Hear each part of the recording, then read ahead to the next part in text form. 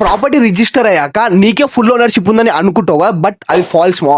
ఒక్కసారి ఇమాజిన్ చేసుకో, నువ్వు ఒక ల్యాండ్ మీద నువ్వు లాక్స్ ఆఫ్ అమౌంట్ ఇన్వెస్ట్ చేసినా సరే స్టిల్ నీకు ఆ ఒక ల్యాండ్ రికార్డ్స్ మీద నీ నేమ్తో రిజిస్ట్రేషన్ అయ్యి ఉండదు. నువ్వు ఇంకా ఇలానే ఉంటే నువ్వు వచ్చేసి చాలా ప్రాబ్లమ్స్ ఫేస్ చేయాల్సి వస్తుంది. నువ్వు ఈ డేంజర్ జోన్ నుంచి బయట పడాలంటే మన వీడియోని ఎన్ వరకు చూడు. చాలా మంది రిజిస్ట్రేషన్ అంటే ఓనర్షిప్ అనుకుంటారు, బట్ అది ఫాల్స్ మా.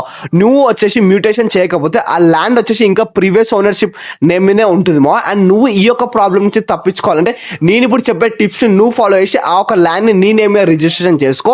అందులో ఫస్ట్ స్టెప్ వచ్చేసి అంటే నీ దగ్గరున్న రెవెన్యూ తహసీల్దార్ ఆఫీస్ కి వెళ్ళిపో. అండ్ సెకండ్ స్టెప్ వచ్చేసి అంటే దాఖిల్ ఖరీజ్ అని ఒక ఫీజు ఉంటుంది మా, మ్యూటేషన్ ఫీజు.